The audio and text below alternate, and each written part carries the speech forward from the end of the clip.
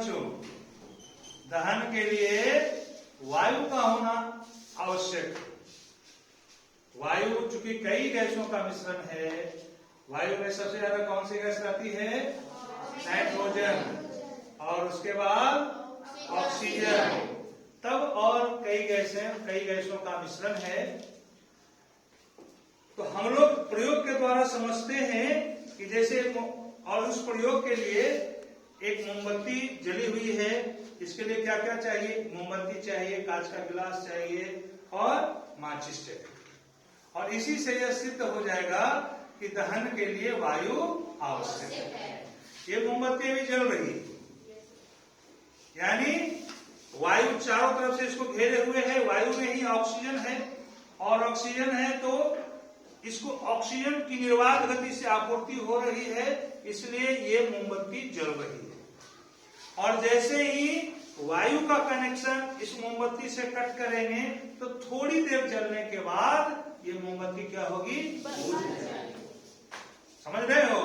थोड़ी देर के बाद मोमबत्ती बुझ जाएगी। हालांकि इसमें 2 गुटका रख देने से और उसको करते तो इसमें 3 गतियां होगी। एक निर्वात गति से जल रही है, जब ऑक्सीजन का भरपूर मात्रा में सप्लाई हो रहा है तो देखो इसका लॉ कैसे सीधे जा रहा है, ज्वाला के साथ जल रही है। देख रहे हो, ये ज्वाला है, लॉ के साथ, ज्वाला मतलब लॉ के साथ जल रही है।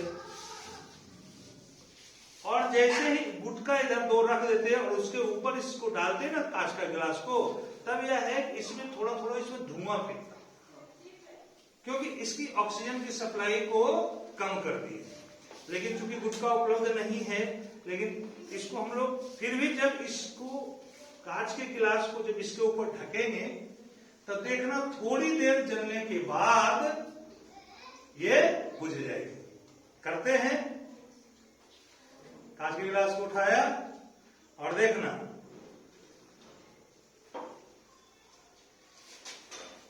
बुझ गई ना? जब तक बुझी क्यों कि हम लोगों ने मतलब कि कांच के गिलास को जब मोमबत्ती के ऊपर रखते हैं तो इसके अंदर जो भी ऑक्सीजन था, थोड़ी देर मोमबत्ती क्यों जला?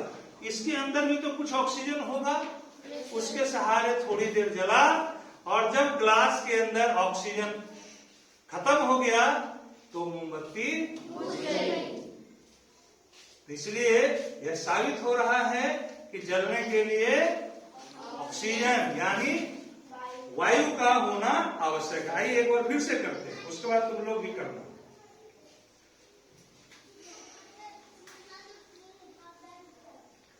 ये देखो, 3 चीजें जरूरी है, माचिस, मोमबत्ती और कांच का गिलास।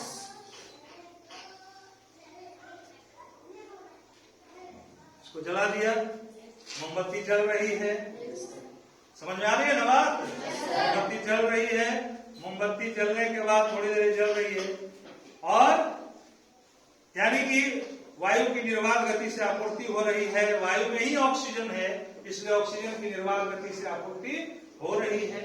अब हम लोग क्या करेंगे, बाद में बारी बारी से तुम लोग को भी करना है, क्योंकि यह प्रयोग है, दिया हुआ है विज्ञान की पुस्तक में।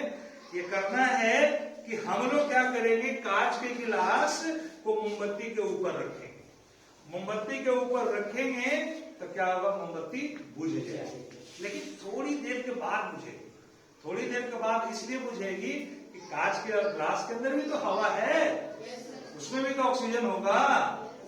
तो जब तक इसमें ऑक्सीजन रहेगा तब तक मोमबत्ती जलेगी, ऑक्सीजन खत्म, मोमबत्ती बुझ जाएगी, स्वतः बुझ जाएगी, बुझाने की आवश्यकता नहीं है।